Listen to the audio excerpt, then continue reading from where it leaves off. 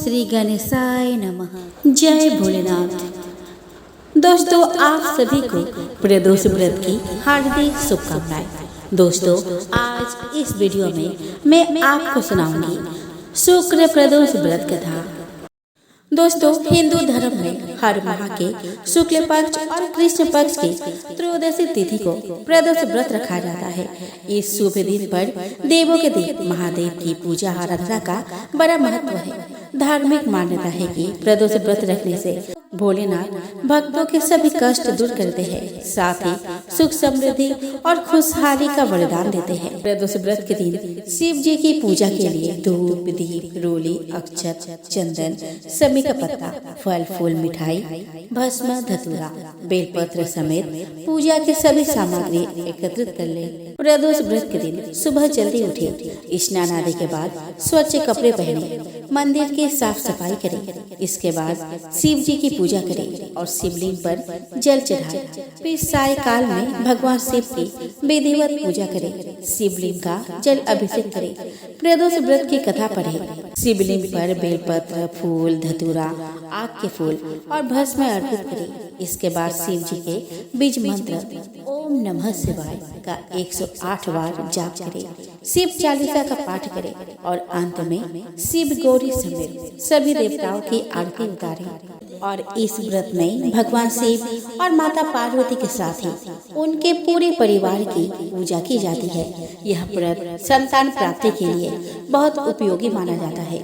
जब प्रदोष व्रत शुक्रवार को पड़ता है तो यह शुक्र प्रदोष व्रत कहलाता है। शुक्रवार के शुभ योग में प्रदोष का व्रत करने से आपको भगवान शिव के साथ माँ लक्ष्मी का भी आशीर्वाद मिलेगा। तो आइए दोस्तों, हम सुनते हैं शुक्र प्रदोष व्रत कथा के बारे में, जिसके सुनने से आपका व्रत पूर्ण होगा और आपकी सभी मनोकामनाएं पूर्ण होगी। सूत जी बोले कि प्राचीन काल की बात है। एक नगर में 3 मित्र रहते थे। तीनों में ही घनिष्ठ मित्रता थी। उसमें एक राजा का बेटा, दूसरा ब्राह्मण पुत्र, तीसरा सेठ का पुत्र था। राजकुमार व ब्राह्मण पुत्र का विवाह हो चुका था। सेठ पुत्र का विवाह के बाद गौना नहीं हुआ था। एक दिन तीनों मित्र आपस में स्त्रियों की चर्चा कर रहे थे। ब्राह्मण पुत्र ने नारियों की प्रशंसा करते हुए कहा कि नारी ही घर भूतों का डेरा होता है। सेठ पुत्र ने यह वचन सुनकर अपनी पत्नी लाने का तुरंत निश्चय किया। सेठ पुत्र अपने घर गया और अपने माता पिता को अपना निश्चय बताया। उन्होंने बेटे से कहा कि शुक्र देवता डूबे हुए हैं। इन दिनों बहु बेटियों को अपने घर से विदा कराकर लाना शुभ नहीं है। अतः शुक्र उदय के बाद तुम अपनी पत्नी को विदा करा लाना। सेठ के पुत्र अपने जिद से टस से मस नहीं हुआ और अपने ससुराल जा पहुंचा। सास ससुर को उसके इरादे का पता चला। उन्होंने उसको समझाने की कोशिश की, लेकिन वह नहीं माना। अतः उन्हें विवश होकर अपने कन्या को विदा करना पड़ा। ससुराल से विदा होकर पति पत्नी नगर से बाहर निकले ही थे कि उनकी बैलगाड़ी का पहिया टूट गया और एक बैल की टांग टूट गई। पत्नी को भी काफी चोट आई। सेठ के पुत्र ने आगे चलने का प्रयत्न जारी रखा। तभी डाकुओं से भेंट हो गई और वे धन धान्य लूट कर ले गए। सेठ का पुत्र पत्नी सहित रोता पिटता अपने घर पहुंचा। जाते ही उसे सांप ने डस लिया। उसके पिता ने वैद्यों को बुलाया। उन्होंने देखने के बाद घोषणा की कि आपका पुत्र 3 दिन में मर जाएगा। उसी समय इस घटना का पता ब्राह्मण पुत्र को लगा। उसने सेठ से कहा, आप अपने लड़के को पत्नी सहित बहू के घर वापस भेज दो। यह सारी बाधाएं इस कारण से आई है कि आपका पुत्र शुक्रास्त में पत्नी को विदा कर ला रहा है। यदि वह वहां पहुंच जाएगा तो बच जाएगा। सेठ को ब्राह्मण पुत्र की बात जच गई और अपने पुत्र वधू और पुत्र को वापस लौटा दिया। वहां पहुंचते ही सेठ के पुत्र की हालत ठीक होने आरंभ हो गई। तत्पश्चात उन्होंने अपना शेष जीवन बहुत ही सुखपूर्वक बिताया और मृत्यु के बाद स्वर्ग लोक हो गए। शिव पुराण की कथा के अनुसार एक बार वास्कल नामक गांव में बेदुक नाम का ब्राह्मण रहता था। वह बड़ा दुरात्मा और महापापी था। यद्यपि उसकी स्त्री बहुत सुंदर थी, लेकिन वह कुमार्ग पर ही चलता था। उसकी पत्नी का नाम चंचूला था और वह सदैव धर्म के पालन में लगी रहती थी। इस तरह कुकर्म में लगे हुए उस ब्राह्मण के साथ उसे बहुत वर्ष बीत गए। अपने धर्म के नष्ट होने के डर से कभी भी अपने धर्म से विचलित नहीं हुई, लेकिन उसका पति तो दुराचारी था। इसीलिए दुराचारी पति के आचरण से प्रभावित होकर अपने ही पति की तरह दुराचारी हो गई।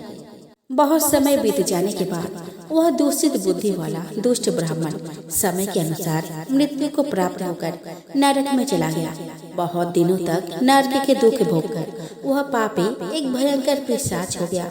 दूसरी तरफ उस दुराचारी पति की मृत्यु के पश्चात चंचुला बहुत समय तक अपने पुत्रों के साथ अपने घर में ही रहती। एक दिन ईश्वर कृपा से वह अपने भाई बंधुओं के साथ एक तीर्थ क्षेत्र में चली गई। तीर्थ यात्रियों के साथ उसने तीर्थ के जल में स्नान किया और अपने भाइयों के साथ इधर उधर घूमने लगी। वहाँ उसने एक देव मंदिर में एक ब्राह्मण को भगवान शिव की परम पवित्र और उत्तम पौराणिक कथा कहते हुए सुना। वह ब्राह्मण यह कह रहे थे कि जो स्त्रियां पर पुरुषों के साथ व्यभिचार करती है, यमराज के दूत उन्हें बहुत कष्ट देते हैं। ऐसा सुनकर चंचुला भय से कांपने लगी। उसने विचार किया कि उसने तो अपने पति के साथ बहुत पाप किए हैं, तो उससे भी उन पापों का दंड भोगना पड़ेगा।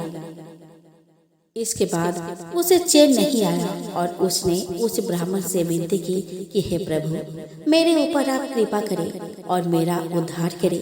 मैं आपके प्रवचन सुनकर भय से कांप रही हूँ और इस संसार से मुझे वैराग्य हो रहा है। मैंने जीवन भर दुराचार किया है और ना जाने मेरे मरने के बाद मुझे कैसे कैसे घोर यातनाएं सहनी पड़ेगी। कौन मेरा साथ देगा? यमराज के उन भयंकर दूतों को मैं कैसे देख पाऊंगी? हे प्रभु, आप मेरा कल्याण करें। चंचुला के इन वचनों को सुनकर ब्राह्मण बोले कि हे चंचुला, यह तो बड़े सौभाग्य की बात है कि भगवान शंकर की कृपा से शिव पुराण की कथा को सुनकर तुम्हारा मन समय पर ही सावधान हो गया है। पश्चाताप ही पाप करने वाले पापियों के लिए सबसे बड़ा प्रायश्चित है। साधु संतों ने भी पश्चाताप को समस्त पापों का नाश करने वाला बताया है। पश्चाताप से ही पापों की शुद्धि होती है। जो पश्चाताप करता है वही समस्त भय से मुक्त होकर निर्भय हो जाता है। इसीलिए ब्राह्मण पत्नी, तुम विषयों से अपने मन को हटाओ और भक्ति भाव से भगवान शंकर की इस पावन कथा को सुनो। इस कथा को सुनने से तुम्हारा चित्त की शुद्धि होगी और तुम्हें मोक्ष की प्राप्ति हो जाएगी। ऐसा सुनने के बाद उस चंचुला ने शिव पुराण की कथा को सुनने की इच्छा से मन में उस ब्राह्मण देव की सेवा का संकल्प लिया और उन्हीं के साथ रहने लगी। उसके पश्चात शुद्ध बुद्धि वाले उस ब्राह्मण ने उस स्त्री यानी कि चंचुला को शिव पुराण की समस्त कथा सुनाई। तत्पश्चात समय का चक्र पूरा होने के बाद भक्ति, ज्ञान और वैराग्य से युक्त हुई चंचुला ने अपना शरीर को बिना किसी कष्ट के त्याग दिया। जैसे ही चंचुला ने अपना शरीर को त्यागा, भगवान शंकर का भेजा हुआ दिव्य विमान वहां पहुंच गया और भगवान शंकर के गणों ने चंचुला को उस विमान पर बिठाया और शिवलोक में ले गए। वह दिव्य रूप धारिणी दिव्यांगना हो चुकी थी। चंचुला ने वहाँ साक्षात भगवान शंकर को देखा। उनके 5 मुख थे और हर मुख में उनके 3 आंखें थी। मस्तक पर चंद्रमा सुशोभित हो रहा था। उन्होंने अपने बाईं ओर माता पार्वती को बैठा रखा था। उनका सारा शरीर भस्म से भासित था। शरीर पर श्वेत वस्त्र शोभा पा रहे थे। इस प्रकार परम उज्ज्वल भगवान शंकर का दर्शन करने के बाद वह ब्राह्मण पत्नी बहुत प्रसन्न हुई। उसने महादेव और पार्वती को प्रणाम किया और उसके आंखों से अश्रुओं की अविरल धारा बहने लगी। संपूर्ण शरीर में रोमांच पैदा हो गया और माता पार्वती एवं भगवान शंकर ने बड़ी करुणा से उसे अपने पास बुलाया और उसकी ओर देखा और माता पार्वती ने चंचुला को प्रेम पूर्वक अपनी सखी बना लिया। आइए दोस्तों, अब हम श्रवण करें शिव चालीसा। श्री गणेश गिरिजा सुवन मंगल मूल सुजान, कहत अयोध्या दास तुम देहु अभय वरदान। जय गिरिजापति दीन दयाला, सदा करत संतन प्रतिपाला। भाल चंद्रमा सोहत नीके, कानन कुंडल नागफनी के। अंग गौर सिर गंग बहाए, मुंड माल तन छाड़ लगावे। वस्त्र खाल बाघंबर सोहे, छवि को देख नाग मुनि मोहे। मैना मातु की है दुलारी, बाम अंग सुहत छवि न्यारी। कर त्रिशूल सुहत छवि भारी, करत सदा शत्रु क्षयकारी। नंदी गरस सोहत कैसे, सागर मध्य कमल है जैसे। कार्तिक श्याम और गर राव, या छवि को कही जात न काऊ। देवन जब ही जाय पुकारा, तब ही दुख प्रभु आप निवारा। किया उपद्रव तारक भारी, देवन सब मिल तुम्हें जुहारी। तुरत सदानन आप पठायो, लव निमिष महामारी गिरायो। आप जलंधर असुर संहारा, सुयस तुम्हार विदित संसारा। त्रिपुरासुर सन युद्ध मचाई, सब ही कृपा कर लीन बचाई। किया तप ही भागीरथ भारी, पूरब प्रतिज्ञा तसु पुरारी। दानिन मह तुम सब कोई नाही, सेवक स्तुति करत सदाही। वेद नाम महिमा तब गाई, अकथ अनादि भेद नहीं पाई। प्रगट उदधि बंधन में ज्वाला, जरे सुरासुर भये बिहाला। कीन्हे दया तह करी सहाय, नीलकंठ तब नाम कहाई। पूजन रामचंद्र जब कीन्हा, जीत के लंक पे भीषण दीन्हा। सहस कमल हो रहे धारी, कीन्हे परीक्षा तब ही पुरारी। एक कमल प्रभु राखे जोही, कमल नयन पूजन चाह सोही। कठिन भक्ति देखे प्रभु संकट, भय प्रसन्न दिह इच्छित वर। जय जय जय अनंत अविनाशी, करत कृपा सबके घटवासी। दुष्ट सकल नित्य मोहि सतावे, भ्रमत रहे मोहि चैन न आवे।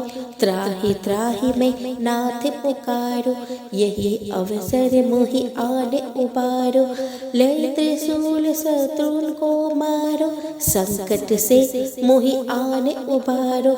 मातृ पिता भ्रत सब कोई, संकट में पूछत नाही कोई। स्वामी एक ही आस तुम्हारी, आय हरहु अब संकट भारी।